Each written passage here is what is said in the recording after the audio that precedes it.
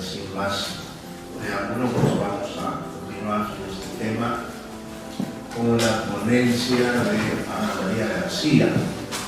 Sí, la ponencia se llama Perspectivas de lectura de la Casa de Cartón de Martín Adán. Vamos a leer algunos datos de Ana María García Silva, nuestra invitada, también, por cierto, le agradecemos por esta presencia generosa y lúcida en esta mesa.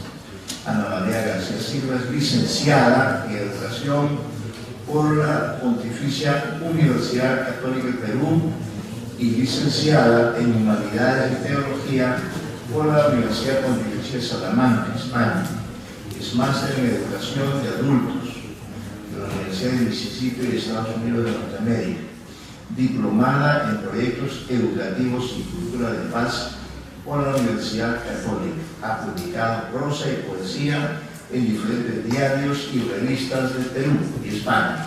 Es autora de 2 libros de poesía, Hormas de Alegrías, editado por el Caballo Rojo en 1995, y el segundo, Juegos de Mano, editado también por el Caballo Rojo en 1999. Ejerce la docencia universitaria secundaria. Es coordinadora del Centro UNED Lima de la Universidad Nacional de Educación a Distancia de Madrid, España, y miembro de la Comisión de Escritoras del PEN Club Internacional. Un fuerte aplauso y un agradecimiento especial para Ana María. Gracias, Antonio. En realidad, agradecida soy yo a ustedes. Gracias, Antonio, gracias, Eliana, que me han convocado a esta interesante reunión.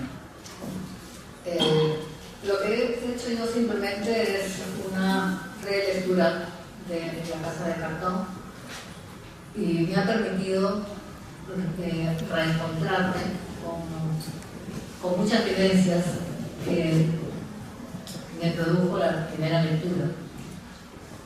Y bueno, empiezo con una cita de Juan Goytisolo en el libro El Bosque de las Letras, que él habla de la importancia de la relectura en general. La relectura e intervención del lector en la oferta creadora de un libro es el mejor medio que conozco de reactivar nuestra vida espiritual, empobrecida por la agresión continua de una modernidad incontrolada, que el nuevo Leviatán obstruye y oscurece el horizonte humano en este inminente final del milenio.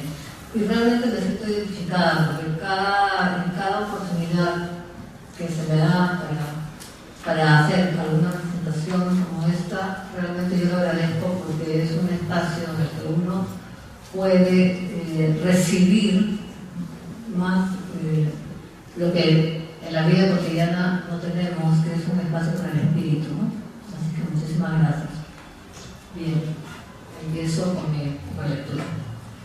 Debo advertir que soy consciente de la empresa que acometo, del intento que emprendo, del reto que asumo, presentando ante ustedes público ilustrado una lectura personal de La Casa de Cartón, de Martín Adán, uno de los libros más importantes de la literatura peruana, que desde su aparición en 1928 fue acogido y reconocido, no solamente como un libro innovador que mostraba pasadamente una nueva aproximación al lenguaje, sino que en él el lenguaje mismo se convertía en la hazaña de escribir, es decir, acto y potencia convertían en una unidad de significación y de decires, o quizá de decires y significación, que golpeaba con certeza, desmembrando las raíces firmes y ocultas del edificio lingüístico, galopaba con audacia sobre sus referentes usuales y componía melodías nuevas entre tonos y semitonos, jugando con sonidos propios que se iban asentando uno tras el otro,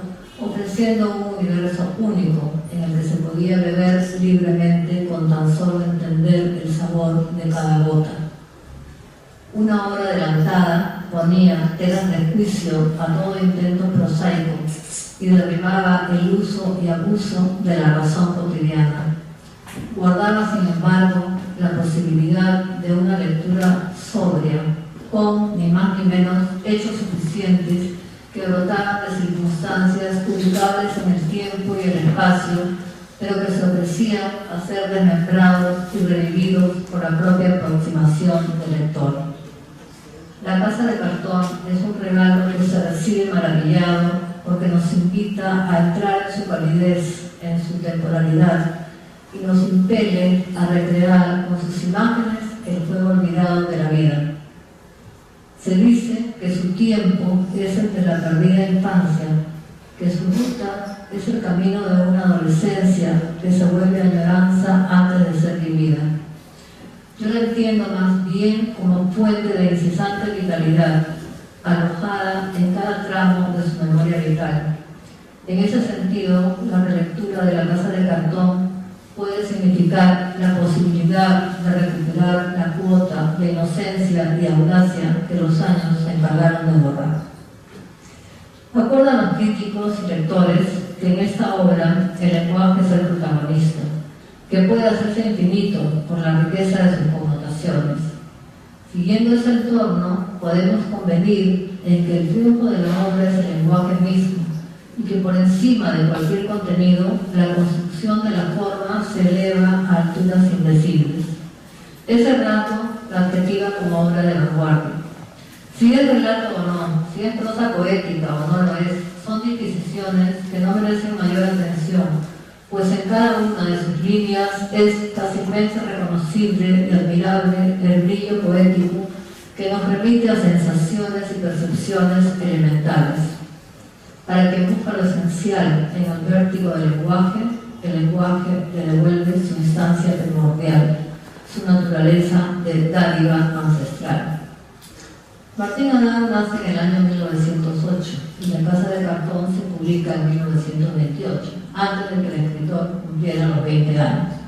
Llama la atención pues que estemos hablando de una obra consagrada por la juventud de su autor y solo es explicable por su sólida formación literaria, sus lecturas y su especial sensibilidad para captar el mundo sensorial y transformarlo en un mundo poético.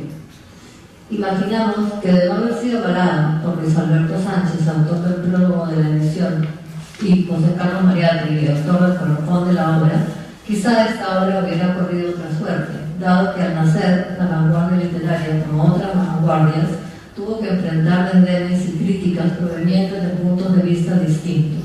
La novela de la tierra aún estaba vigente, y frente a ella, el atrevimiento y la provocación de la vanguardia no podían ser otra cosa que censuradas. Pero antes o después, La Casa de Cartón tenía ya suficientes méritos para ocupar el lugar que ocupa en la historia de la literatura peruana. Muchas veces ha sido comparada con Trilce de Vallejo.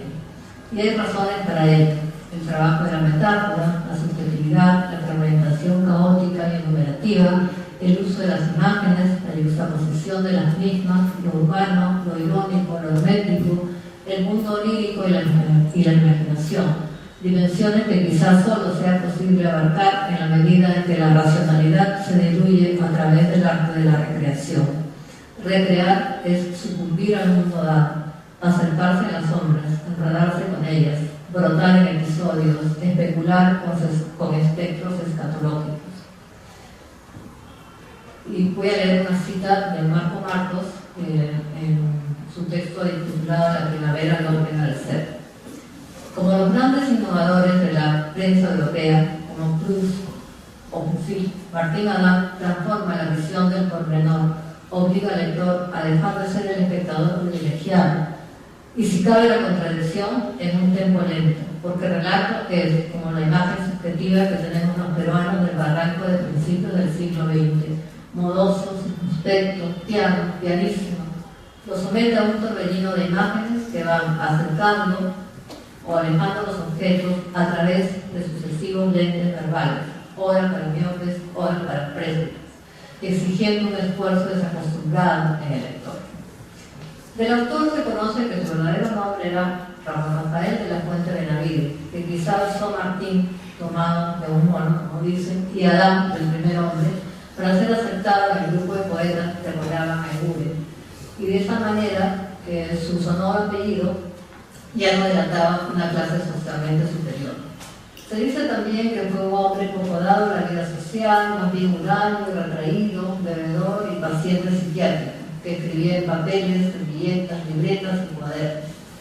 Tuvo un hermano que murió de pequeño, a quien él extrañó siempre, porque palabras de él decían: solo me acompañó 9 años y lo necesité toda la vida.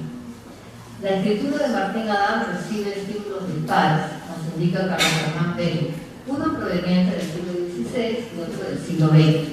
Esto es el barroquismo y el vanguardismo respectivamente. Fue entonces testigo ocular de lo uno y de lo otro.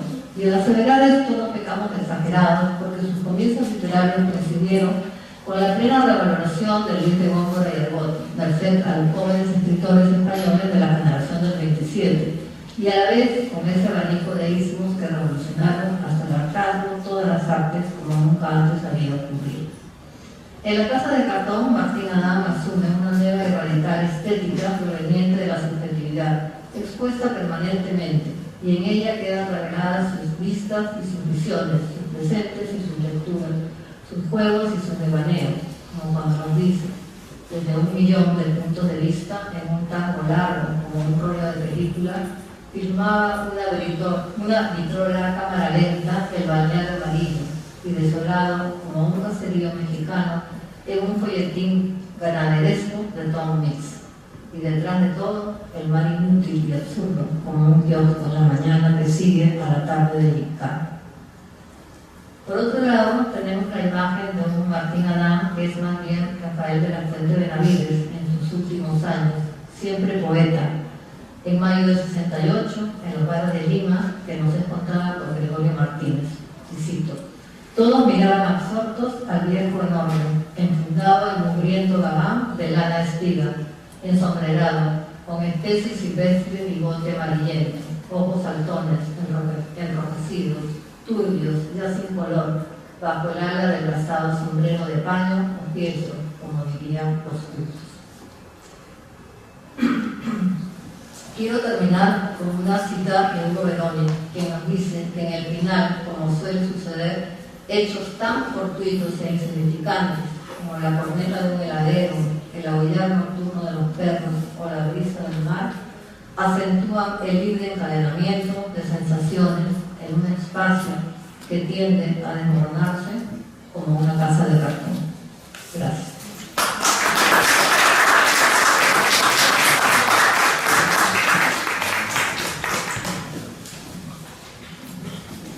Muchas gracias a ambas expositoras por sus excelentes ponencias sobre este narrador o poeta, escritor tan representativo del siglo XX que es Martín Adán. Gracias a Ana María, gracias a Emma por su participación. Muchas gracias. Bien, vamos a continuar con esta presentación con la mesa 9. Para ello invitamos a Diana Vázquez, el doctor Ricardo Monsalviti, que nos acompaña. Adelante, Ricardo.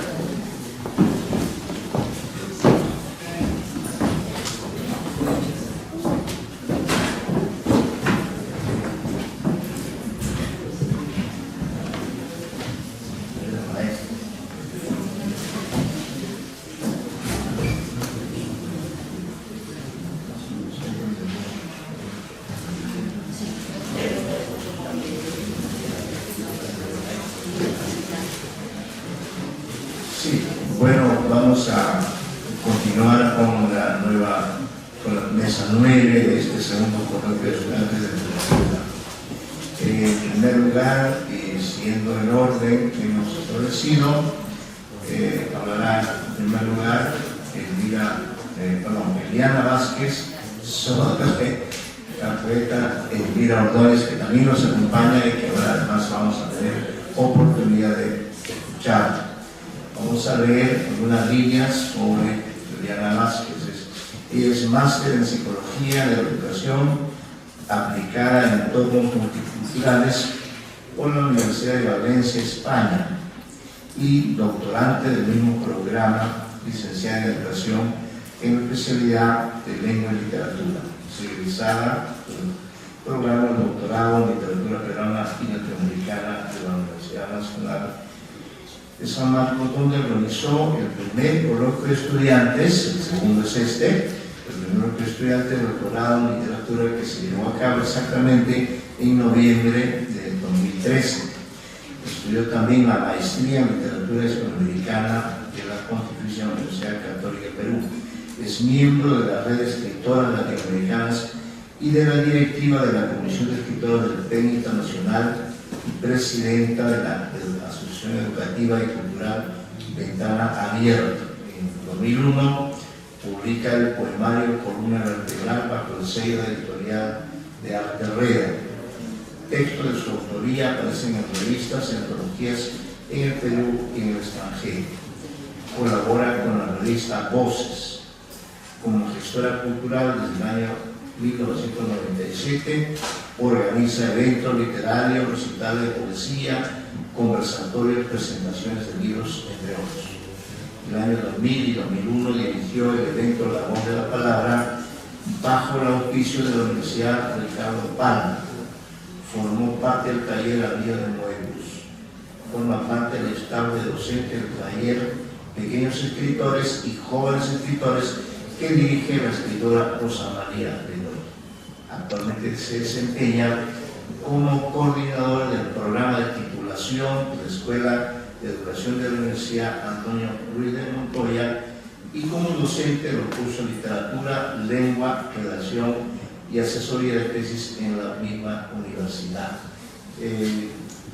Su ponencia trata acerca de la poeta Elvira Ordóñez. La ponencia se llama Un vivencial universo humano. Vamos a recibir con un fuerte aplauso a Eliana Vázquez.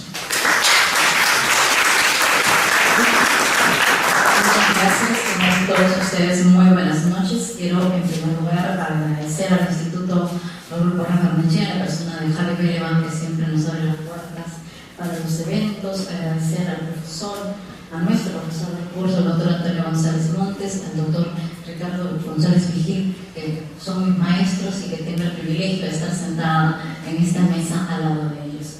Quiero agradecer también la presencia de mis alumnos del curso de literatura.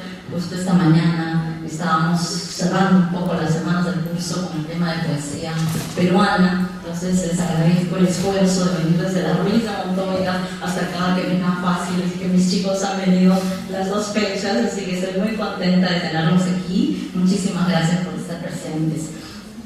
Bien, el título de la tesis que pretendo presentar dentro de poco para obtener el grado de doctor se titula Elvira Ordóñez, un vivencial universo humano. El objetivo de esta investigación es contribuir con el desarrollo bibliográfico e incentivar la crítica literaria en torno a la obra completa de esta escritora, ya que si bien existen trabajos de investigación en torno a su producción poética, consideramos que todavía queda un gran camino por recorrer.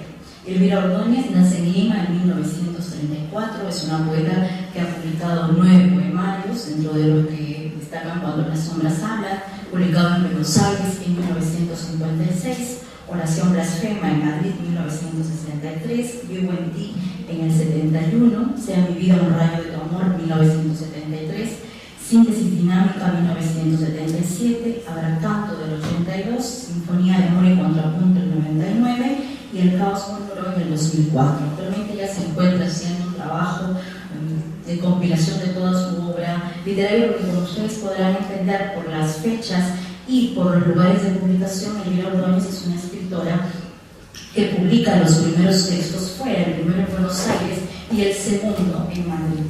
Su obra figura en la literatura peruana de Augusto Tamayo Vargas y la denomina y la inscribe dentro de la denominada generación del 50 en la Enciclopedia Ilustrada del Perú y en el Diccionario Enciclopédico de Emilia Batres.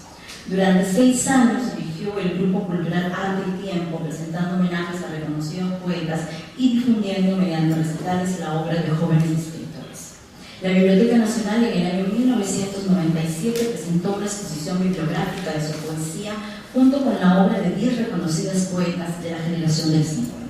En el año 2011, la Feria Internacional del Libro le rindió un homenaje por su trayectoria literaria y para esa fecha elaboramos un video que ustedes lo pueden visitar, está en el YouTube y está en la página web de la asociación que yo dirijo, que es www.ventanabierta.org, ¿no? Donde le hago una especie de semblanza, ¿no? Intentamos hacer una especie de homenaje a Elvira, ¿no? A través de la Comisión de Escritoras de la cual yo formo parte. En primer lugar, para poder conocer los elementos que se presentan en la obra poética de esta autora, es necesario ubicarnos en el tiempo y en el espacio, es decir, ubicarnos en el contexto histórico de la literatura peruana del siglo XX y desde esa perspectiva plantear el marco teórico, que es lo que yo me encuentro trabajando en paralelo con el desarrollo de los análisis de cada uno de los libros.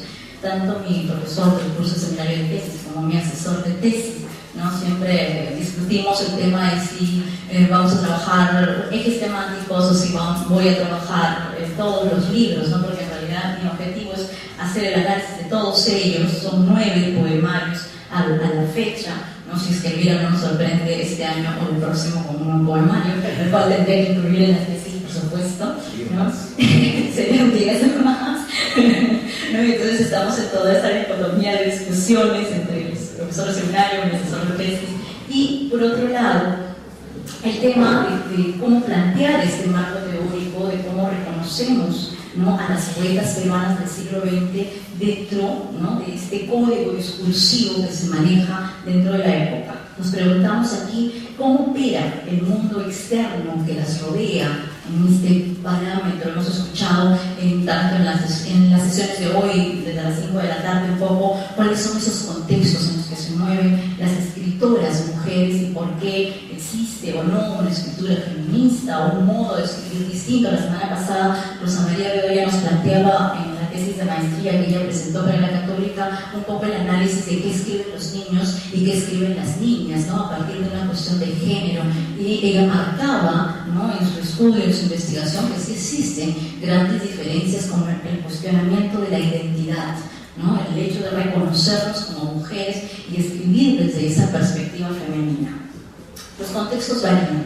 A principios del siglo XX aparecen todavía los rezagos coloniales que excluyen a la mujer de la nación y sumergen, ¿no?, dentro de los movimientos feministas que exigen los derechos en todos los ámbitos sociales. Es así como las mujeres inician su lucha por la democracia real y efectiva, y veremos que los contenidos estéticos de su producción literaria tomarán siempre los temas culturales y sociales. En el desarrollo de este trabajo se utilizará el término literatura escrita por mujeres, sin dejar de lado los términos literatura femenina y escritura femenina, ¿no? No hago un trabajo netamente desde un enfoque feminista, no es esa la teoría con la que voy a trabajar, porque la producción de la autora me lleva a indagar por otros espacios que en el caso de los análisis que estoy trabajando van por el lado de lo filosófico, que encierran de alguna manera algunas estrategias que se enmarcarían dentro de lo femenino o lo feminista, pero que no estoy haciendo una lectura, ¿no?, desde un parangón feminista de la manera. Eso es algo que hay que dejar en claro, ¿no? Hay que reconocer además que en estos tiempos, en estos últimos años, las definiciones con las que se trabajan hoy de feminismo no son las mismas con las que trabajaba Simone de Beauvoir. Definitivamente han pasado muchos años, hay siglos de diferencia, estamos en pleno siglo XXI, cuando Simone de Beauvoir propone estas ideas, estamos hablando del siglo XIX. Por lo tanto, yo tomo una crítica que hace un trabajo feminista propiamente desde el mundo contemporáneo, que es Joanna Scott, y de ella trato, ¿no?, de construir a partir de este discurso, de este manejo de lo femenino, un discurso propio para el análisis de la obra de la escritora Elvira Ordóñez. Voy a leerles una cita de Scott que dice: entiendo el género en el sentido en el que lo ha definido, ¿no?, la historiadora con la cual yo trabajo el discurso, que es Joanna Scott, como una construcción histórica y como un campo de articulación de relaciones y de producción de significados de poder que operan desde la diferencia sexual a través del lenguaje y el discurso. Es decir, como veíamos esta mañana en la clase con los chicos, ¿no?, el manejo del poder es quizá lo que hace, ¿no?, que de alguna manera nos posicionemos en un establishment o en un canon, ¿no?, que abarca la literatura. Una de las críticas que más ha trabajado la obra de Elvira Ordóñez es la de Normas Temple, que cito tomo una referencia del texto Canto poético a capela de escritoras peruanas, que abarca un análisis de las escritoras del año 1900 a 1960. Ella dice, ¿no?: Si bien la historia latinoamericana no brindó las condiciones de base para que las mujeres tuvieran derecho al voto y a la educación y las escritoras adquirieran ciudadanía política, independencia económica y meditación propia, muchas de las artistas entraron en profesiones liberales, vencieron obstáculos materiales e ideológicos de la sociedad y se expresaban creativamente, ¿no? Sobre si la mayoría de las mujeres escriben de manera diferente a la mayoría de los hombres, o de que si realmente existe algo esencialmente femenino que hace la diferencia en las obras escritas por mujeres, se ha escrito y se seguirá escribiendo mucho. Es un tema en el cual aún no hay una verdad objetiva desde la cual se pueda abarcar este tema. La literatura escrita por mujeres ha sido calificada con adjetivos como cursi, doméstica, sentimental,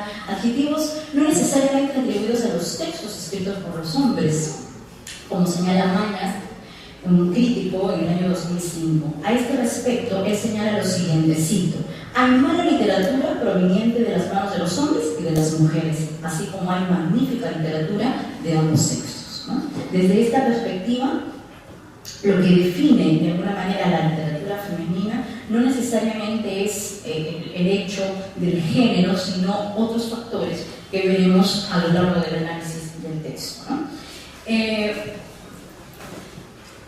Voy a pasar un poco al análisis de la obra. Yo estoy trabajando, no voy a tener obviamente el tiempo de hacer aquí en breves minutos el análisis de todos los textos, pero voy a hacer referencia al segundo texto que lleva por título Oración Blasfema, que fue publicado en Madrid en 1963. Analizar la obra de esta poeta es entrar a un mundo subconsciente, descarnado, plagado de sueños, pasiones, temores y deseos. En este libro notaremos una clara transmutación del tiempo. Desde el título, el lector queda atrapado en ese intento de descubrir la dicotomía de los términos, una oración, una plegaria versus una blasfemia. Según el diccionario de la RAE, la palabra oración en su segunda acepción significa súplica, ruego que se hace a Dios o a los santos, fin de cita. Es evidente que esta palabra cobra otra connotación al estar al lado del término blasfemia. Este signo, blasfemia, cuya primera sección nos indica palabra y furiosa contra Dios, la Virgen o los santos, se plasma en este juego de términos que en una singular dicotomía cobran una dimensión tan humana como cotidiana. Ordóñez otorga a estas dos palabras la significación de momentos relevantes. Leer estos textos es una manera de convivir y contemplar el mundo que nos rodea. El libro está integrado por 15 poemas que no llevan título, sino números romanos que en una perfecta organización aristotélica nos conducen por el laberinto de la vida. Este universo lírico se nos presenta con el primer poema. Cito el texto, es un texto pequeño. El arcoíris multiplica su luz, se triza y precipita por el océano. Hay un chasquido de cristales quebrados cuyos ecos se repliegan hacia el horizonte. Es una inmolación de la naturaleza. Este primer texto es la puerta de entrada a la plegaria y a la contemplación que nos plantea el reconocimiento del mundo, del horizonte y la naturaleza. El arcoíris representa la vida que todo lo ilumina. Es como si de pronto estuviéramos frente al origen del mundo, a la creación con la luz primigenia. Esta armonía parece quebrarse cuando se presenta el verso un chasquido de cristales quebrados, los cuales pueden hacer referencia a otros elementos que habitan el universo y en los cuales no habíamos reparado. El verso final, cito, es una inmolación de la naturaleza, nos lleva a pensar en los sacrificios que se ofrecen en nombre de esa suprema existencia que nos guía.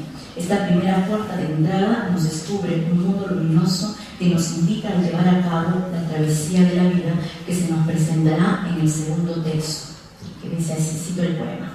Bríndase al mar la tarde, sumerge sus altos rubores en la celeste levedad de las ondas y renuncia a existir. El hombre niño observa al margen del misterio. Se alza la voz y se deshace en sueños, redunda en el silencio. Baraja sus sentidos ansiando la nueva percepción y en ellos solo repercute la monotonía del mundo, mientras abasea el ocaso su galope de sombras. Nos encontramos con nosotros mismos representados de la forma universal como el hombre, ¿no? El mar que se ofrece a la tarde y que se rinde a ella. Se plasma así el pasar del tiempo, el día, la tarde, la noche, Esta secuencia se da a diario sin que nosotros nos percatemos a conciencia de ese tránsito que nos invade como habitantes del mundo, ¿no? ¿Cuántas veces somos conscientes de ese paso del tiempo, ¿no? Y de repente empezó la mañana y ya terminó el día, ¿no? El hombre niño que contempla el universo que lo rodea, cito el verso, alza la voz y se deshace en sueños. Este hombre niño ejerce la función del observador que nos adentra al mundo onírico y al mundo de las sombras que se trabajará a lo largo del poemario. La dicotomía que plantea Ordóñez nos lleva a pensar que estamos ingresando al mundo de los sueños, donde todo se transforma y nada es lo que parece. Mientras que repercute la monotonía del mundo, verso que nos lleva a pensar en lo poco perceptivos y receptivos que somos los seres humanos, pues a veces no apreciamos todo lo que la vida nos ofrece y cuando despertamos del sueño ya es demasiado tarde. Para terminar voy a ir al último poema de este libro, al poema número 15.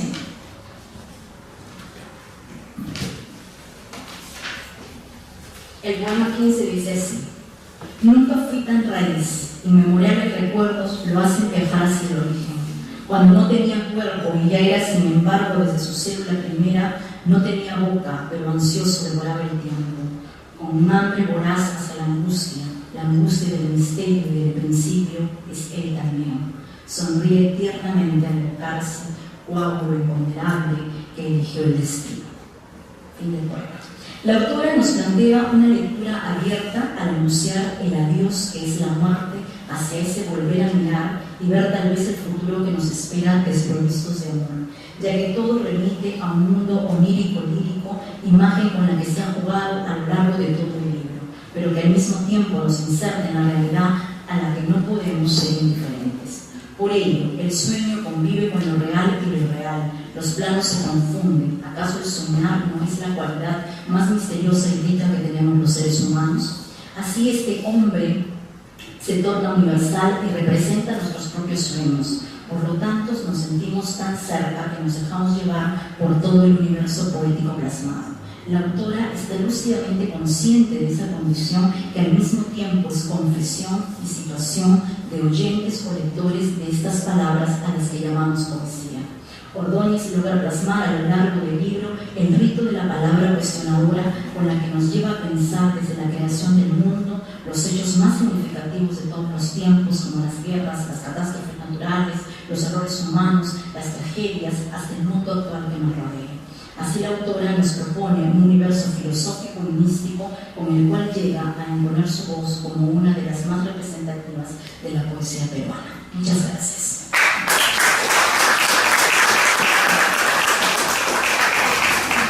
Muchas gracias, Eliana, por permitirnos conocer esa gran voz poética que es Elvira Ordóñez. Además está presente y la vamos a escuchar.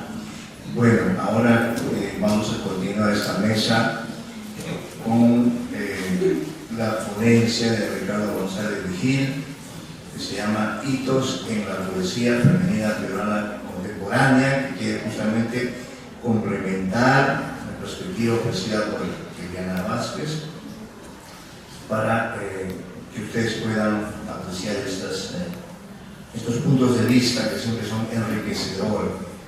Bueno, Ricardo González Vigil es poeta. Yo creo que hay que reivindicar en primer lugar también su condición de poeta, y lo sé porque soy lector suyo desde los años universitarios. Es un gran poeta además. Luego es maestro, ha sido maestro en la Universidad Católica hace muchos años, prácticamente dejó la universidad. Hace poco me parece que se ha jubilado. Y luego, pues su principal labor es la de estudioso, ¿no?, de la literatura peruana, principalmente. Como crítico literario, como estudioso, en realidad desempeña un papel múltiple, constante, pero yo destacaría que ha trabajado él constantemente como crítico literario, como estudioso, como lector, ¿no? Ha trabajado en el periodismo durante muchos años y lo sigue haciendo, y a través de ello, pues su palabra muy lúcida, muy muy centradas en los diferentes autores de la literatura peruana, se ha proyectado más allá de la cátedra universitaria y creo que ha hecho una gran labor entre los estudiantes de la universidad en general, también la educación secundaria y en general por todos los que estamos interesados por la literatura y por las letras. Y luego, en el campo de la crítica literaria universitaria especializada, pues realmente Ricardo es un gran valletista, y luego sus trabajos sobre el cuento, sobre la poesía son monumentales. Su labor como antólogo, como estudioso, pues es extraordinaria, y lo importante es que él sigue trabajando y todo lo que produce es de una gran calidad, de un gran nivel. No quiero extenderme, solo quiero decir que una de las satisfacciones más grandes que yo tengo es la de ser amigo de Ricardo, y por eso quizá pues, me emociona presentarlo, pero le agradezco mucho que honre este coloquio con su presencia. Muchas gracias, Ricardo, te vamos a escuchar. Un aplauso, por favor.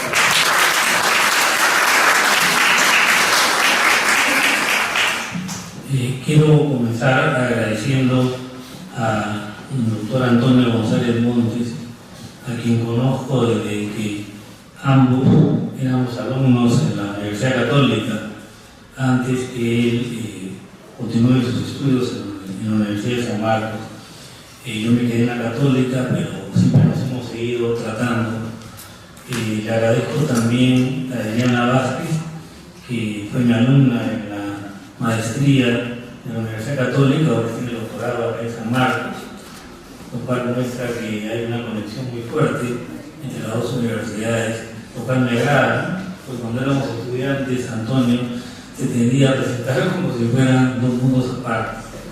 Bueno, yo agradezco mucho y estoy en un coloquio donde también a varias de las personas que han participado he tenido ocasión de seguir su obra de distintas maneras. Bueno, cuando me plantearon un tema, de varios temas a hablar, yo quise presentar algo de lo que estoy trabajando bastante en los últimos años, ¿no? Ya casi 10 años que uno de los temas que más trato de investigar está vinculado con la literatura peruana escrita por mujeres, ¿no? Aunque yo en las antologías que he hecho, el cuento peruano, que ya tiene 11 volúmenes, en la poesía peruana del siglo XX, sobre todo esa edición de 2 volúmenes, y también incluso en un trabajo más sencillo, como es mostrar poesía peruana para niños, poesía peruana para jóvenes, he tratado de incluir la labor de autoras peruanas, y creo que lo he hecho en una proporción cuantitativamente mayor que la de otras antologías, a pesar de que ya he dado muestras de apertura. Considero que, sin embargo, esas antologías, esos trabajos, no terminaban de satisfacerme, y ahí también reconozco el aporte de mi esposa, que está María Antonieta Gatti, que también estudió literatura, que ella, más claro todavía, me hacía ver que no se ha examinado suficientemente el aporte de las mujeres peruanas en todos los campos, pero digamos, en este campo específico, que es el campo literario, ¿no?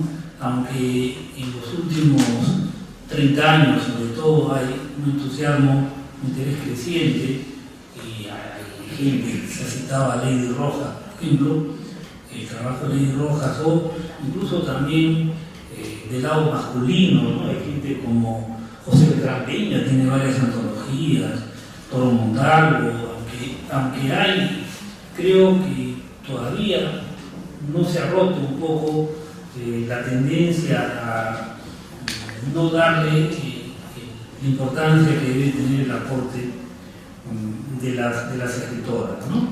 Tanto en narrativa, con la gran excepción de finales del siglo XIX, época de Mercedes Cabello, que Glorinda Mato, tanto en narrativa, donde creo que todavía se la subraya más en otros momentos, como en poesía, ¿no? Entonces, dentro de ese contexto es que quiero explicar por qué estoy trabajando ahora.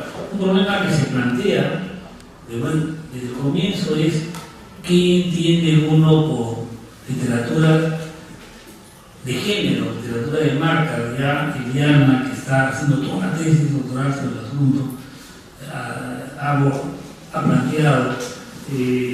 Yo creo que el problema es básicamente un problema que debe ser visto en dos terrenos distintos, ¿no? De un lado está el hecho de que hay una diferencia sexual, ¿no? De un lado está el hecho biológico, digamos, de un lado están ciertas prácticas humanas que más están vinculadas al ámbito femenino, ¿no? Por ponerla por excelencia la maternidad, ¿no? Pero me refiero al embarazo, es un proceso. Entonces, hay ciertas, se podría hablar de un ámbito de características, pero el problema es que si por un lado hay eso que es innegable, de otro lado está que todo humano está marcado por las construcciones culturales. En gran medida lo que distingue lo masculino de lo femenino no es tanto lo biológico como una construcción cultural, ¿no? Y no solo eso, sino que cuando un creador tiene una capacidad genial, de alguna manera se mete no solo en la piel, sino en el alma de todo tipo de experiencias humanas. Entonces, hay mujeres como, para mí, el ejemplo máximo es Murasaki Shikibu, la japonesa, que ha escrito una de las más grandes obras de literatura universal, el Genji Monogatari, precisamente está protagonizado por un hombre, ¿no? Y donde muestra a lo largo de casi 500 personajes una capacidad de retratar todo tipo de seres humanos, todo tipo de experiencias, con la envergadura que uno puede encontrar en autores masculinos equiparables, digamos, un Miguel Cervantes, un León Tolstoy, entonces, o un Balzac, ¿no? Entonces es bien difícil decir que hay cosas que solo las mujeres pueden retratar literariamente, o solo los hombres. Fácilmente cuando uno se encuentra con estas cumbres geniales, parece que vivieran todo, ¿no? Y eso que no estamos en esta época de transgenia, de yo me cambio, de, como dice 1336, hembra se continúa el macho. Pero hay que situarlas en un contexto cultural.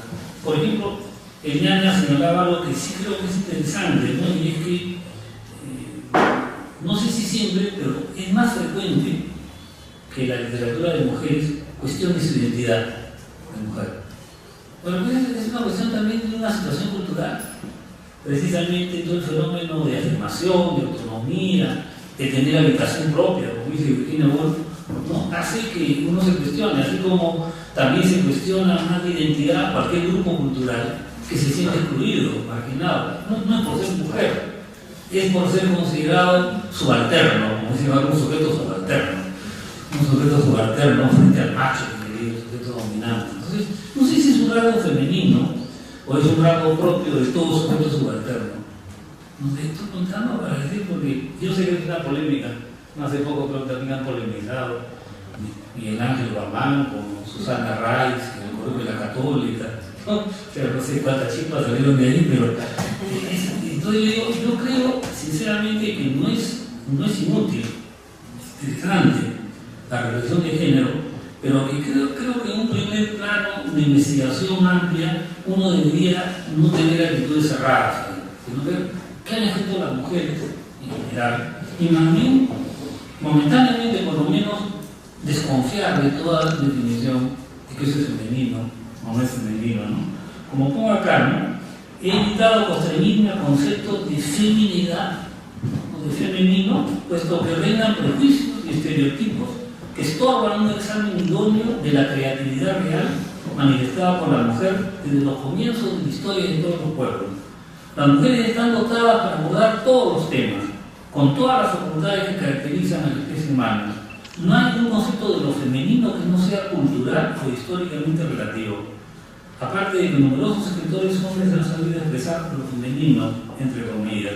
El máximo poeta peruano, César Vallejo, escribió: "Ha de vibrar el femenino en mi alma", en el poema Yeso de los Heraldos Negros, y "hembra es el alma mía", en TLC 9. Y que sepamos, el hombre no era desarmado.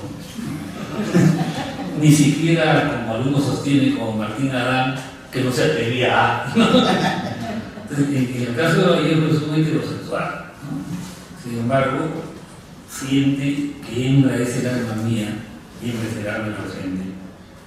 Así como se puede mencionar varias escritoras que supieron tratar el alma masculina o que incluso emplean el pronombre masculino, ¿no? El famoso ejemplo de la poeta peruana más consagrada, que es Blanca Varela, en Puerto Sucre, emplea el sujeto masculino, habla como un sujeto masculino, ¿no? Bueno, ya en mis escritos anteriores he puesto en relieve la variedad temática y estilística de la poesía peruana escrita por mujeres. No obstante, falta un estudio integral y más desarrollado que permita, como yo plantear, ir viendo las construcciones culturales. Un prejuicio muy extendido le atribuye a la mujer mayor capacidad afectiva e intuitiva, con una concepción, yo diría, de muy pobre formación filosófica de lo que es intuición.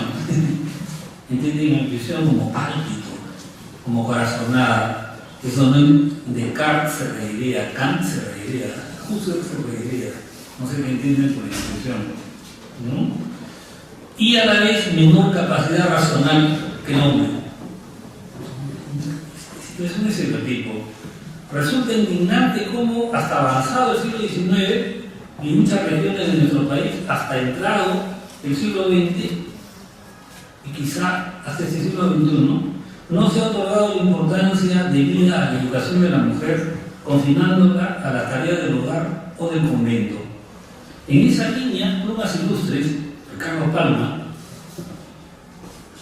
yo admiro muchísimo varios aspectos cívicos de Ricardo Palma, pero en este tema de la mujer es nocivo. Ventura García Calderón, Luis Alberto Sánchez de Villagracia han sostenido que la autoría del discurso en orden de la poesía, que vendría a ser un hito en la poesía colonial, ¿no?, publicado como preliminar del Parnaso Antártico de Diego Mejía Fernández en 1908, dado su vuelo intelectual y su familiaridad con los clásicos grecolatinos y renacentistas, no podía ser obra de una mujer, ¿no? ¿Se sacó? Eso es propio de la educación y la racionalidad de un hombre, ¿no? Debiendo tratarse de una mistificación, o sea, imaginemos el nuestro, mira, debe serlo, es otra cosa, como razonamiento deductivo, ¿no? Tiene estos rasgos, un hombre, solamente un hombre puede hacer eso, la mujer no puede, ¿no? Es decir, Sor Inés de la Cruz no puede, ¿no? No puede escribir Primero el Sueño, que es el poema más inteligente y más cognitivo que se escribe en el siglo de oro, ¿no? Entonces, dado su vuelo intelectual, ¿no? Entonces, cree que es una mistificación. Incluso eso lo tienen también mujeres que han estudiado el tema. Una de las pioneras del estudio académico de la producción literaria de las mujeres, mucho antes que Lady Roja, es la recordada Hilda Dunbar Temple. Son las primeras que hizo apuntes para estudiar, pero ella misma comparte ese prejuicio de la óptica machista, ¿no?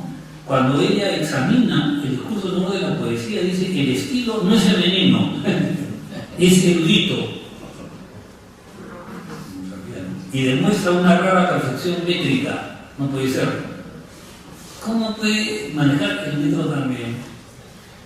Y aunque menos intelectual y poetista, la famosa epístola de Marilis, también por su perfección métrica y acierto en las figuras literarias que delatan una sólida cultura clásica y renacentista, ha suscitado la sospecha de una mistificación a Ricardo Palma, ¿no? Ricardo Palma, para mí, el caso más extremo, cuando yo lo investigué al comienzo, era que él niega la existencia de Adriana Buendía en la época ya del romanticismo. Cree que es una mistificación, pero después he constatado que miente a propósito. Ricardo Palma la rondó a Adriana Buendía y no le hizo caso.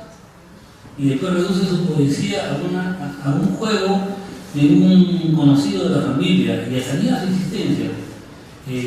Aida Balda hace tiempo rescató como una escritora Adriana Buendía, no será una gran escritora, pero caramba, ¿no? Negar su existencia. Entonces, bueno, son una muestra del problema que uno se encuentra.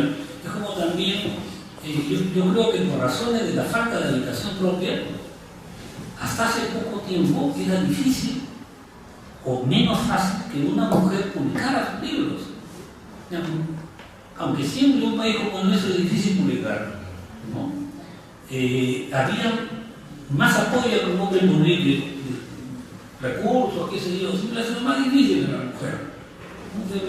Entonces, más obra femenina queda dispersa en esas pequeñas revistas, periódicos. Es más raro que llegue a un libro, entonces exige más trabajo de investigación que efectivamente que escribían las mujeres, ¿no? Bueno, hay varias consideraciones, ¿no? Ahora, una cosa que se impone es que hay que distinguir los hitos que han sido reconocidos como tales en su propio tiempo o, en todo caso, en un corto plazo de la aparición. Hay que distinguir el hito de ese tipo. Ese hito tiene una importancia histórica muy grande porque ejerce inmediatamente una influencia en la escritura colectiva, ¿no? En cambio, hay otras autoras, lo mismo pasa con los hombres, pero no las mujeres, otras autoras que son reconocidas muchas veces tardíamente, mucho después, y uno descubre que no se reparó en ellas y que de alguna manera en esas autoras se perfilaban rasgos que son decisivos para la poesía femenina. Entonces, yo distinguiría alargar hitos para que la cosa sea más adecuada, ¿no? Por poner ejemplos claros, ¿no? Ya entrando a lo contemporáneo. Magda Portal fue reconocida inmediatamente como un hito. Y eso le ha permitido tener, además de sus méritos estrictos como poeta, que los tiene, tener una importancia histórica que incluso trascendió el Perú, porque es una labor muy grande y es quizá la mujer más conocida en su tiempo en la poesía vanguardista de toda Hispanoamérica, el movimiento de Magda Portal. Entonces, una cosa es una figura como Magda Portal que contó muy rápido con el aval nada menos que José Carlos Mariátegui, pero que es incluida en la lista mínima que pone de autoras de ese tiempo la única mujer. Pero además, antes de José Carlos Mariátegui ya la reconocieron otros críticos y se encumbró rápidamente como un hito en la poesía femenina peruana, que lo es, ¿no? En cambio, por ejemplo, una amiga de varios de los que estamos acá, seguro que varios, más que yo, más varias que varios, es nuestra querida Catita Recabarren, Catalina Recabarren. Creo que ella ha ido lentamente, no de modo tan inmediato, recibiendo el reconocimiento de lo que implicaba en el cambio de la poesía peruana, ¿no? Pues, yo diría una cosa de la otra, ¿no? Porque pasa así. En el caso de la generación del 50, que si ustedes ven la antología que he hecho, que se llama Poetas Peruanas de Antología, que salió ya un poco hace tiempo, más 5 años, ¿no? Y hay que actualizarla, ¿no? En esa antología, mientras tanto estoy trabajando, también no termino la narradora, ¿no? La cuestión es que si uno ve la generación del 50, desde un comienzo estuvo muy vinculada con un elenco mayor de poetas, Blanca Varela, amiga, digamos, de ese grupo extraordinario, que es Sorogure, Nelson, Salazar Gómez, ¿no? Pero autocrítica, publica relativamente tarde, casi cerrando, con Carlos Germán Belli, los primeros poemarios de esa generación, ¿no? 59, casi cerca del final, ¿no? Pero ya era conocida, comparada con el grupo mayor y con prólogo de Octavio Paz. Entonces el libro rápidamente va a darle una posición cada vez mayor, pero ahí también pasa que se ha necesitado el tiempo para que se rinda justicia a que existían en la generación del 50 no menos de 10 o 15 voces femeninas de interés, ¿no? O sea, no es solo Blanca Varela, no es solo Blanca Varela, ¿no? Entonces, una cosa que me ha aportado, es otro fenómeno, ver, por ejemplo, qué ha aportado, por decir, una escritora que sé que la rescataron también en una edición en San Marcos, Julia Ferrer, por ejemplo, ¿qué aportó Julia Ferrer? O en la narrativa Sara María Larraburu, entonces, ¿cómo rescatar? Y cada vez más uno ve este grupo de escritores, ¿no? Que es de las más jovencitas, no sé si es como Vargas Llosa, ¿no? Como esos que cierran la generación, esos precoces, como Vargas Llosa, que son, ¿no? los canichines, los benjamines de la generación, ¿no? Para no mezclar con otros mucho mayores, ¿no? Pero hay un problema, ¿no? ¿Por qué ocurre esto? Es como también cuando uno se fija, se reconoce muy poco después de la muerte tan temprana, el suicidio de María Cornejo, ¿no? Que se suicida, poco después en esta revista Eros se difunden 3 poemas que Alberto Escobar incluyó poco después en una antología lindísima. Entonces, inmediatamente se da una referencia en la poesía femenina del aporte de María Cornejo, hace una poesía de cuerpo, una poesía del desenfado erótico, etc. Pero, por ejemplo, yo rastreando he encontrado que en el año 70, ¿no? Pueden ver la antología, y ya hay otra muestra como hasta más provocadora, como la que recojo de Águeda Castañeda, que murió incluso antes, en el año 70, y que todavía tiene un lenguaje más turbulento, erótico, ¿no?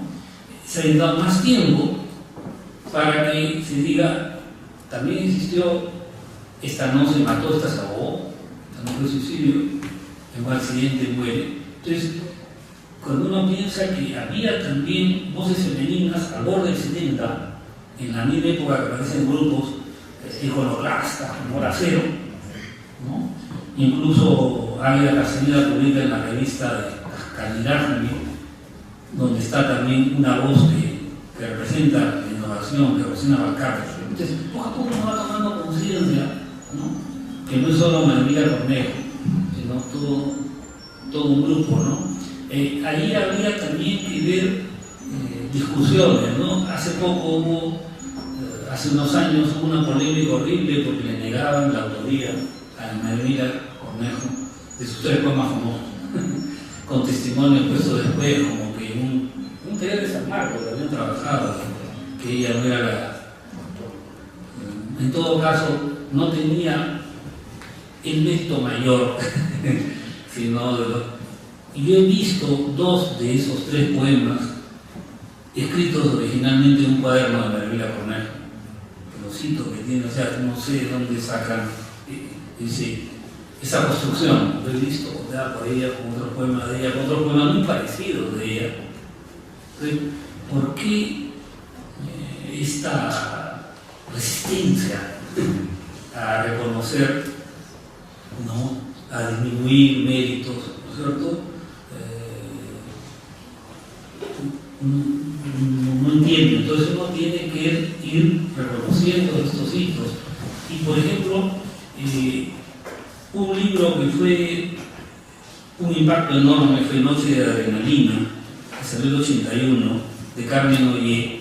Pero Carmen es, digamos, la expresión radical de esto. Ella es de la misma generación de María Cornejo, de Águeda Castañeda, había integrado la Cero.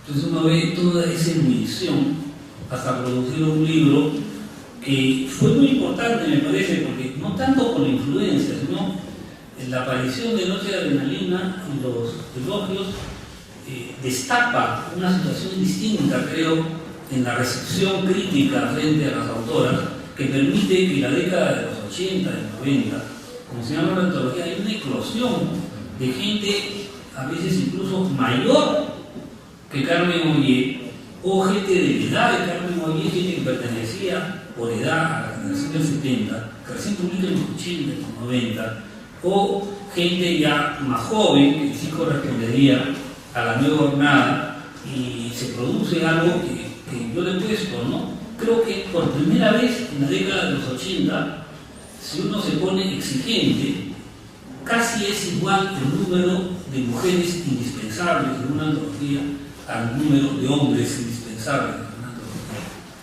No sé si eso se ha repetido en la década siguiente, no tengo tampoco por qué engañarme, pero en la década de los 80 se produce realmente un boom fuerte. Entonces uno encuentra en buena hora, ¿no? Uno está viendo en buena hora, no es cuestión de cerrar los ojos, pero hay toda una... O sea, entonces yo distinguiría los hitos en la recepción, ¿no? Y creo que los más importantes han sido Magda Portal, Blanca Varela y Carmen Ollé. Y de alguna manera María Emilia Cornejo prepara el desborde que es Noche de Adrenalina.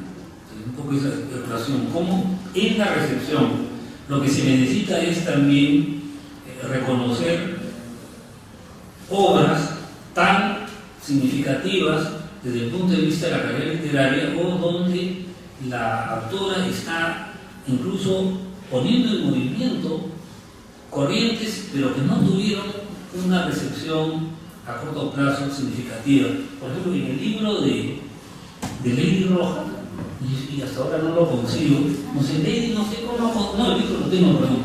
Ella cita a una arequipeña que publica un libro por 1920.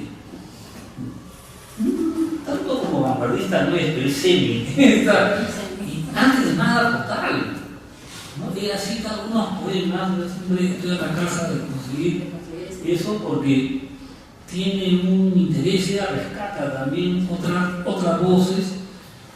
Y es como, por ejemplo, cuando yo lo planteo hace muchos años, ya lo planteé hace como 30 años, que en el libro Vórtice Vértice de Cata Recabarren ya está la poesía erótica del cuerpo. No, mucho antes que Julia Ferrer o que Daniela Cornejo. Entonces, lo que pasa es que a Catita Recabarren quizá la han conocido más por sus poemas con gracejo costumbrista, o por su poesía de rondas infantiles, o tiene una poesía de corte religioso. Entonces, entre costumbrista y, o sea, no se le ha dado importancia a que tiene también unos poemas donde hay un cuestionamiento muy fuerte del rol femenino, que estaría en la onda feminista. Y hace poco, convocado por Elvira Ordóñez, ¿no? Editamos unos poemas de Cata Recabarren que la presentan un epígona, una heredera de los poetas malditos, una maldita que vive su temporada en el infierno, como el famoso Drácula. Entonces me refiero, eso uno, cuando lo rescata de tiempo, te das cuenta, o sea, Cata Recabarren se asustó, casi se quemó en la experiencia, se sintió que se salvó y se pudo hacer poemas de Santa Rosa de Lima, ¿no? Pero estuvo un rato cerca, sí, ¿no? Claro. ¿Te acuerdas así como Berlín, que se asusta de estar con Rambo, pero el tipo sí ya quedó chamuscado, ¿no? Herido y todo, ¿no? Bueno, pero perdí una experiencia de poeta maldita. Estoy hablando en un sentido estricto, ¿no? Cuando uno dice los poetas malditos en el término de Verlaine, ¿no? Hay una experiencia de satanismo, de atracción por el lado del abismo, oscuro, ¿no? Entonces, yo creo, por ejemplo, si uno analiza con más detenimiento la obra de Catita Recabarren, uno rompe esquemas. Entonces, uno descubre que en algunos aspectos es mito.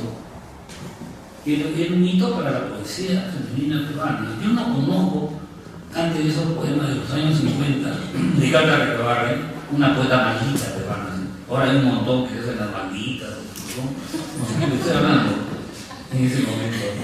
Entonces, estoy compartiendo con ustedes, es apasionante ayudar a rescatar los aportes de las mujeres, ¿no?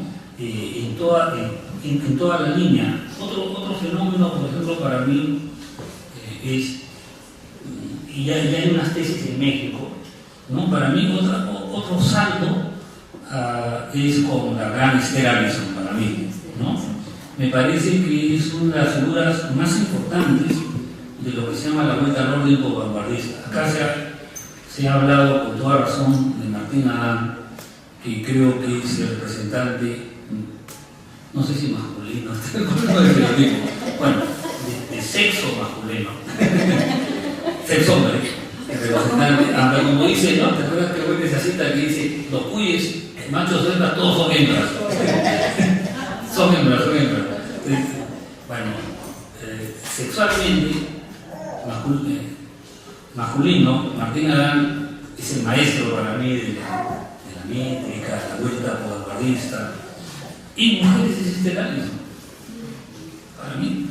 Y por ejemplo es una figura que, aunque fue conocida mientras vivió en el Perú, se la rodeaba también de periodismo, de cosas didácticas, literatura infantil, como hacían con Rosa Serna.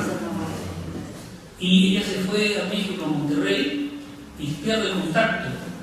Entonces, a mí me parece increíble que teniendo una voz de talla hispanoamericana, como era de Esther Allison, no se le preste importancia. No creo equivocarme.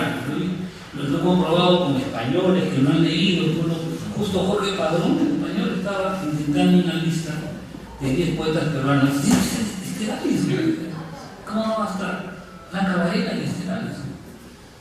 ¿No? O sea, porque ahí hay otra cosa pendiente, porque se solaya, y yo, por ejemplo, en eso le debo a Rosa Serna conocer a Esther Allison. Yo no tenía ningún prejuicio, pero de chico me había recordado leer en el comercio y le hacía una autora para niños. Pero cuando fui donde Rosa Serna para pedirle poema, me dijo: si quieres, si te faltan páginas, ya tienes muchas autoras, no me ponga Esther Allison, ¿no? Ojalá fuera así el medio, ¿no? Como Rosa Serna, ojalá fuera el medio así, y estaríamos distintos, ¿no? Pero bueno, esto es lo que he querido compartir, es más que nada un trabajo de elaboración, una investigación, y espero pues que también con lo que está haciendo Diana y otras personas que están trabajando tesis, investigaciones, conozcamos mejor los hitos que ya son significativos en la poesía peruana. Muchas gracias.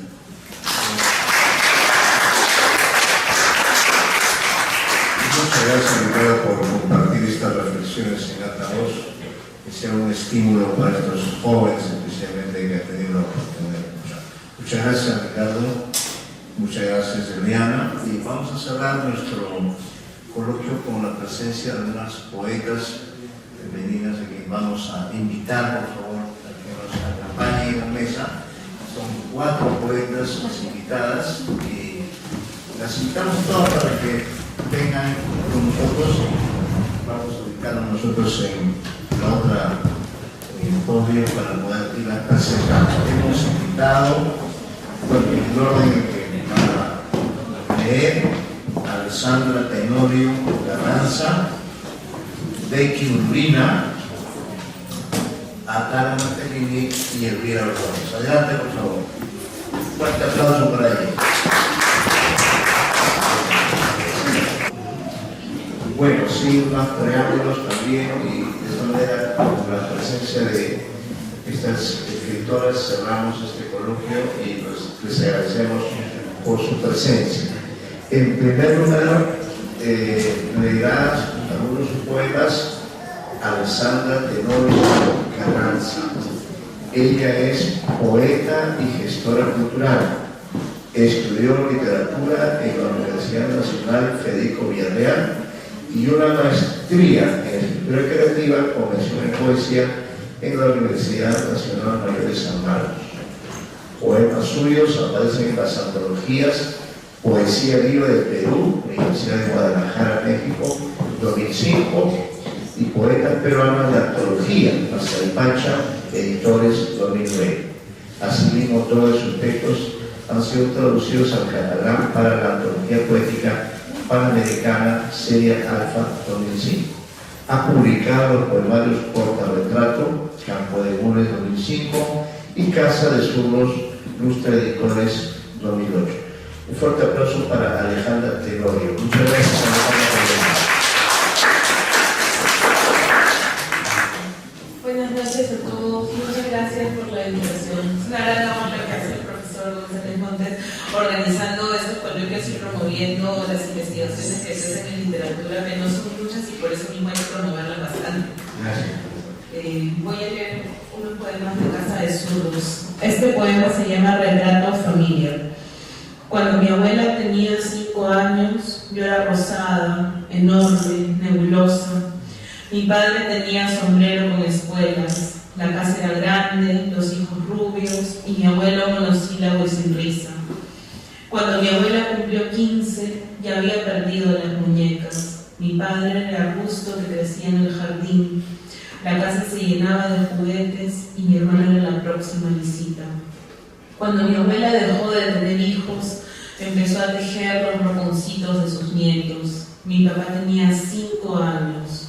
Yo era rosada, enorme, nebulosa. Mi mamá era un punto en el espacio. Mi abuelo, la mitad de la vida de mi abuela. Mis tíos, los árboles del cuarto de visita. Cuando mi abuela me vio por primera vez, yo había enflaquecido demasiado. Tenía 2 letras S en mi nombre y los 5 años de mi padre en las pestañas. Cuando papá cumplió los 10, aprendió a cargarme sin caerse. Mi madre aún no había nacido. Seguía siendo un punto en el espacio. Mientras yo empezaba a construir mi casa con un patio de huéspedes para poner las semillas de mis hijos.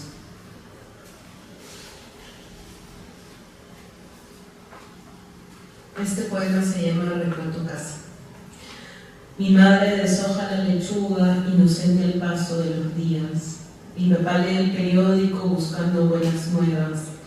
Y mi casa es un pequeño búnker contra bombas, con demasiados espejos mentirosos, con secretos bajo las losetas.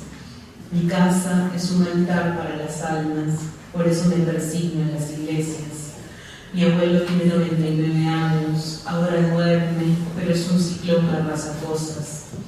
Mi hermano ha crecido mucho y es demasiado inteligente. Mi casa, donde siempre hay amigos y café, donde las paredes tienen micrófonos y audífonos, donde poner llave a la puerta es un pecado. Mi casa, donde se escribe mi vida en los espacios blancos, es tan chica, tan grande y tan chica de nuevo que puedo quedar atrapada entre sus cuartos, y yo, que a veces soy una sombra, encendiendo luces para llegar a algún lado.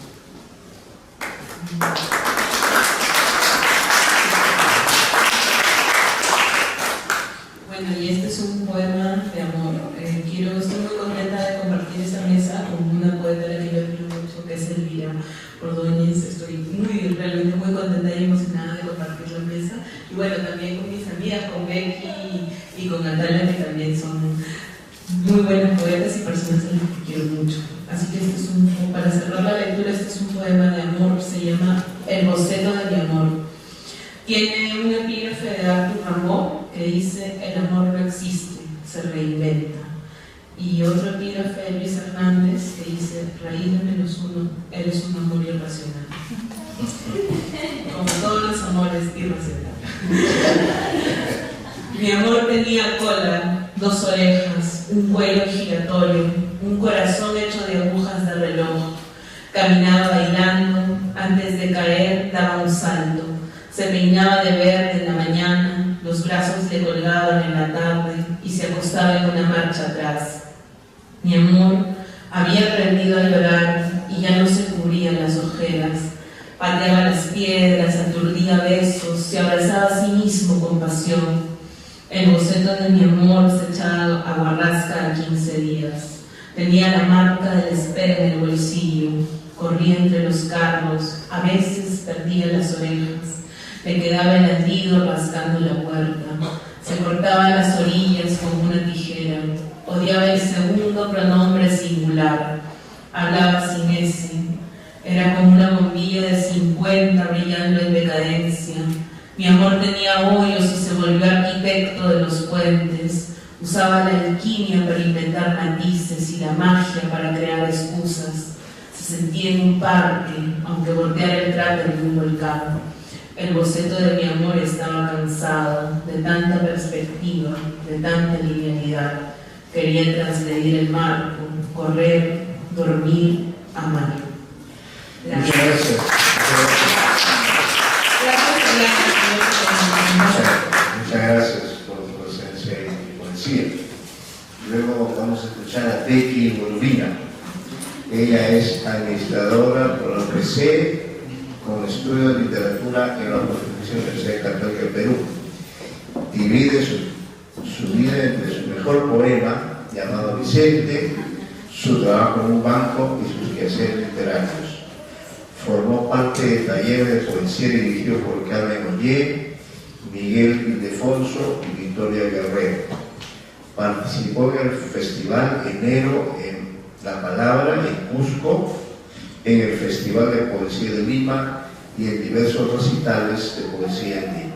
Este año obtuvo el premio a Escritura que otorga la Comisión de Escritoras del PEN Internacional del Perú, gracias a quienes fue publicado su primer poemario, Camping en el País de las Maravillas, el cual acaba de ser nominado al Premio Luces del Diario El Comercio en la categoría Poesía.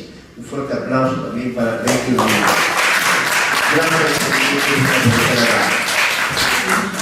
Muchas gracias, Eliana, por la invitación. Gracias a todos ustedes por estar presentes. Es un honor estar compartiendo esta mesa con grandes poetas.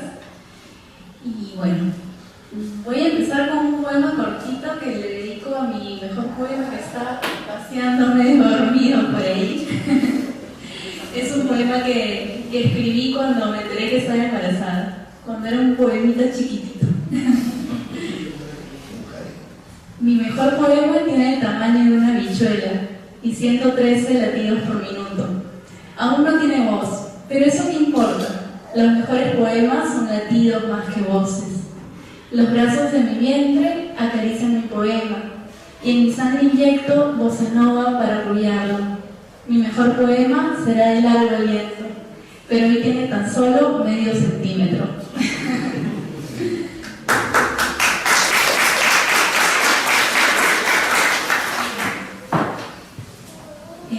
Retomando el tema de la identidad, de los estereotipos, voy a compartir un poema llamado Una dama en 3 actos. Soy una dama, la dama que de niña soñé ser. Armonizo la delicadeza y mis movimientos con la simpatía de mi inocencia. Me instruí minuciosamente en la lección de la prudencia. Nunca pierdo los estribos, ni pronuncio palabras indebidas. Soy imagen y semejanza de la decencia, la que aprendió a ser. Soy como una dama, la dama que de niña jugaba a ser.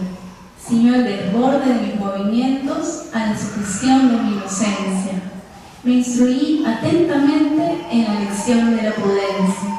Pierdo los estribos por dentro y grito en la mente palabras indebidas. Soy la lucha por conservar la decencia, la que aprendió a esconder. Odio ser una dama, la dama que me decían que llegaría a ser. Dejo la insipidez de mis movimientos con la falsedad de mi inocencia. Me instruí monótonamente en la lección de la prudencia. Soy incapaz de perder los estribos o pronunciar palabras indebidas. La efigie y semblanza de la decencia, la que aprendió a no ser.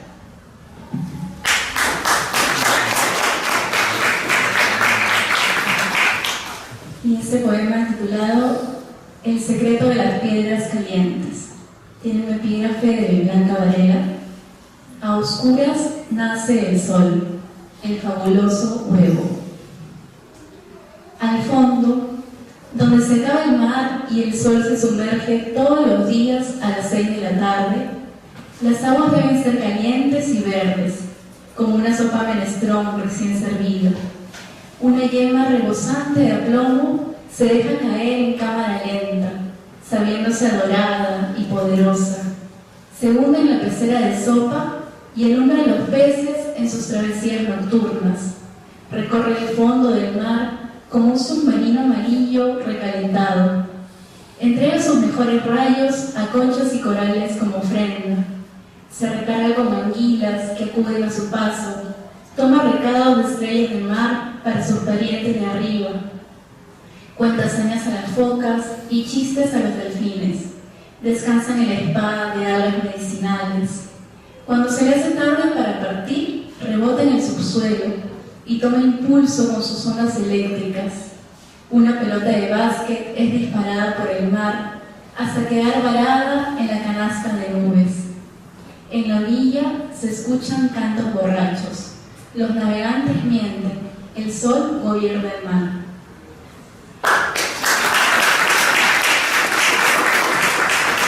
Muchas gracias a nuestra poeta, y a continuación vamos a escuchar a Tala Matellini, poeta, integrante de la Comisión de Escritora del PEN Club Internacional del Perú. Entre sus poemarios están Pasos y Nostalgias, en 1989, publicación auspiciada por el CONCITEC.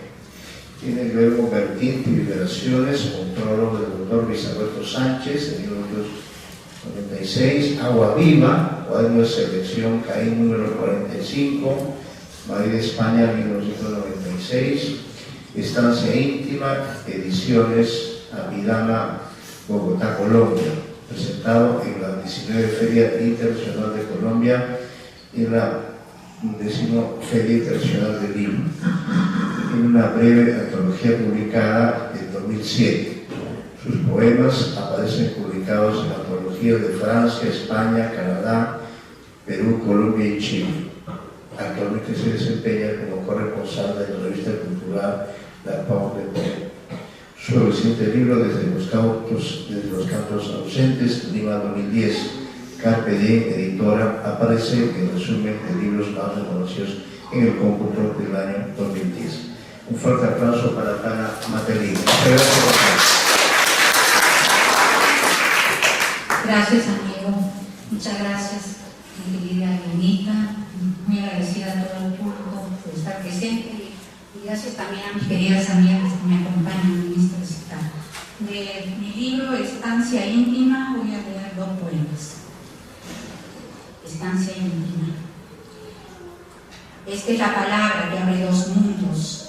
Vertiente donde se nace, se llena y purifica. Este es el hueco del silencio donde se diluyen las miradas, tocando el aire que respiras.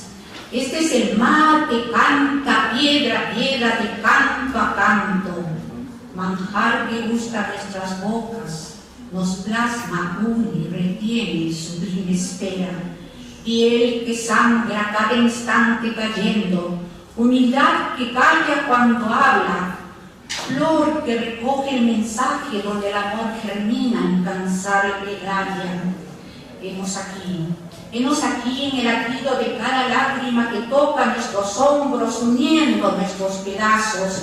Henos aquí dentro y fuera, entre la imagen y el sonido, entre círculos de mirra que brotan de la tierra y nos atraviesan nudo a nudo, entre el grito de la carne y el temblor de los cristales, lumbre y piedra que nos marca.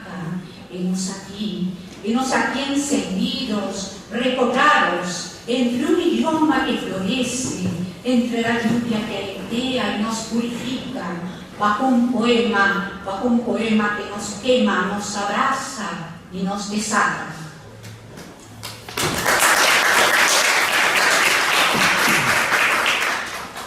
En la mitad del tiempo, cuando calla la noche, Es el instante donde nacemos, uno para el otro, con el color exacto, sin romper la armonía de un grano de arena.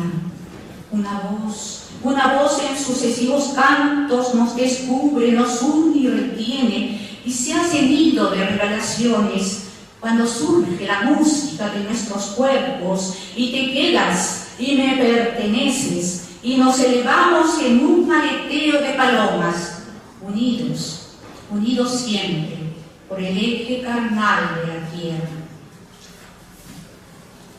Para terminar, voy a leerles un poema de la siembra del corazón, que lleva por título "En cada parcela nube el aura". En estas horas lentas, que aún no llevan nombre, hay un olor a madre que recorre mi cuerpo y perfuma mi espalda. En estas horas lentas, latidos quedos despiertan mis mañanas. Mientras el río canta, un tierno susurro va cuajando en mis entrañas, me brota con fuerza desde dentro, se prende a mis brazos y seca la dulzura cuando el viento siembra la espiga preñada. Gracias.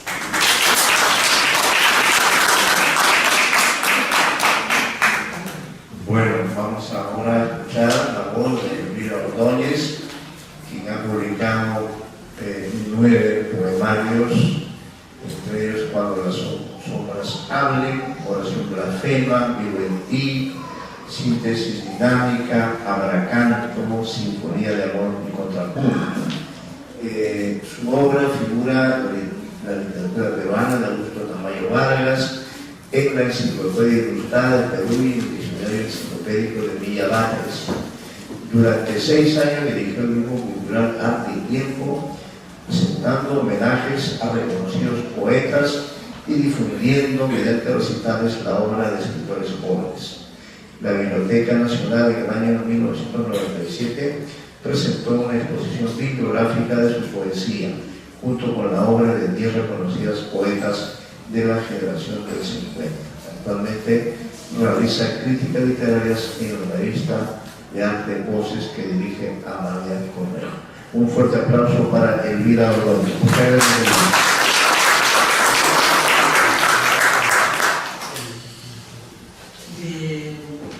Este poemario, Síntesis dinámica, está dividido en 2 partes, ¿no? Síntesis dinámica y Entraña tiempo.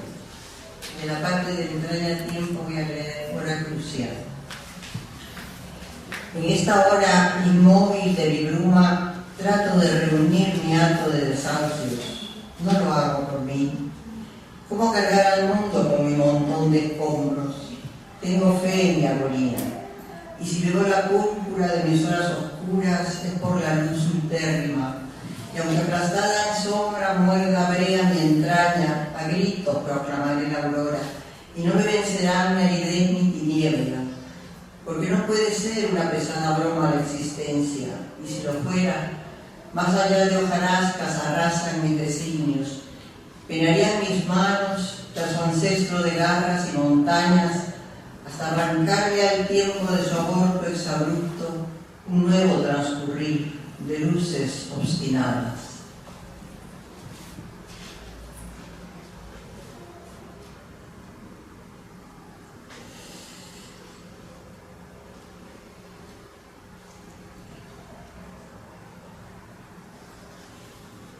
Tiempo de la agonía. Te espero, tiempo de la agonía, soportando milenios, tejiendo amaneceres con aguados de velos. Sujetarán mis manos tus cielos derrumbados, y afincaré en la tierra mi mástil terco y alto. Las cruces aprendidas serán pilares hondos, muletas de mis huesos, alas de mis escombros. Simiente escarnecida, mi cuerpo, fruto amargo, se enredará la vida, enterrado en espinas de resurrecto en astros.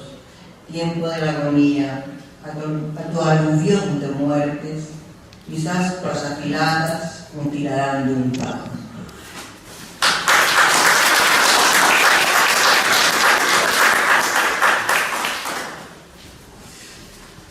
Tiempo de olvido. ayer de archivo y espejismo, tú que te abriste tanto, que debatiste siglos en segundos, que abrevaste milenios como rayos, donde enterraste cielos tan heridos, atalayas tan altos, el acerado pulso de los días, los turnos de desvelo, qué curvatura extraña la del hombre en el tiempo, que diezma sus recuerdos, en afán de fundarse en estadios intactos, y en su elipse de fuga va sellando los hornos que fraguamos sus rumbos más exactos. Tiempo de negación, tiempo de olvido, todo lo vas filtrando en tus cenizas, amores, holocausto. Qué lápida tan fiel es tu transcurso y qué duro es morir bajo tus pasos.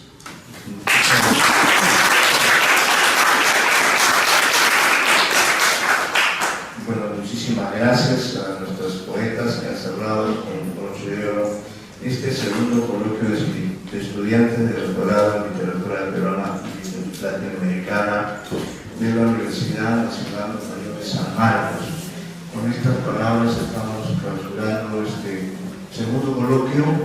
Agradecemos en primer lugar al doctor Harry Belevan y a todas las personas que trabajan en este Instituto Raúl Mora Barrenechea por acogernos como siempre, por haber colaborado generosamente, graciosamente en estos 2 martes que hemos estado con ellos, como siempre.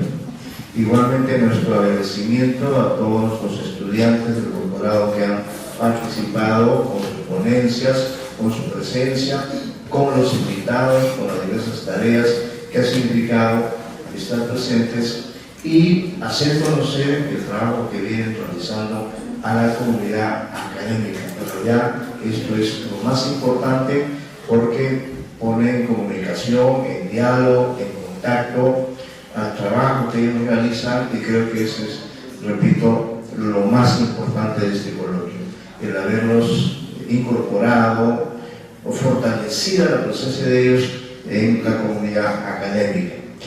También un agradecimiento muy especial por la generosidad que muestra a nuestros invitados especiales cuyos nombres aparecen allí, a todos ellos por el tiempo, por la sabiduría, por la amistad, por la generosidad, por su presencia en esta casa tan sanmarquina y tan peruana.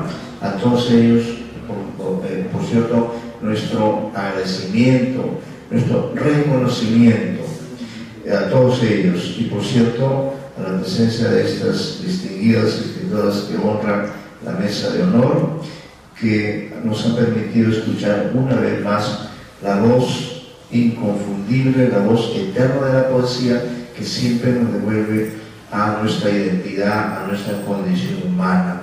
A todos los que han hecho posible esta fiesta de la inteligencia y de la poesía, pues les agradecemos infinitamente y espero que siempre podamos encontrarnos en este lugar o en cualquier otro. Muchísimas gracias a todos, muy buenas noches, gracias Carlos por tu apoyo, muchísimas gracias.